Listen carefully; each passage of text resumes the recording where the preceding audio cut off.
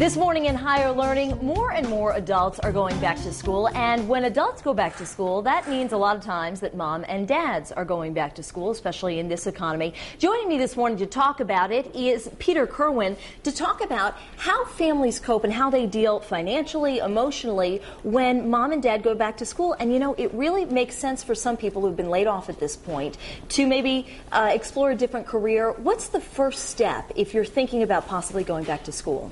Well, I think the most important thing is if you go and you look on different websites where you have people coming together in the community talking about the experience of going back to school as a husband or a wife. Because there's a lot to juggle. There is, and the biggest challenge is just communication. You know, making sure you understand going into it that, you know, there are going to be some changes in our lifestyle, and making sure that everybody involved is really prepared to be a part of that. How do you get prepared financially, at least, when, you know, maybe when you're going down maybe from a two-income household to a single-income household and putting out money for an education?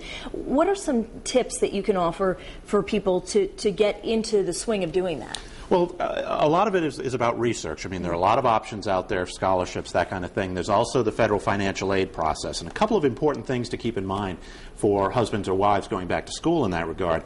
You have to fill out the FAFSA form, the federal financial aid form. And I always think about young kids filling that out, but adults too. It doesn't matter. If you're a college student, you're a college student. Exactly. Okay. But the one thing to keep in mind is that because you're going to be classified as an independent student, not living with mom or dad, your income and your spouse's income is going to count towards the calculation of financial aid. So that's really important to keep in mind. But the flip side of that is that the financial aid process is all about looking back on last year's income. Okay. So now if you're looking at a situation where you're going to be taking time off from work or going part-time. Or if you've been laid off. Or if you've been laid off, you have to let the financial aid people know that, hey, look, my work situation is different this year or is going to be different going forward from what it was last year. So they'll take that into the calculation process. Some important advice, but it's an investment that hopefully will have some good returns in the long run. Absolutely. Peter Kerwin, thanks for joining us. And if you'd like more information on going back to school or even on the College Bound Fund, just head to our website at Fox Providence.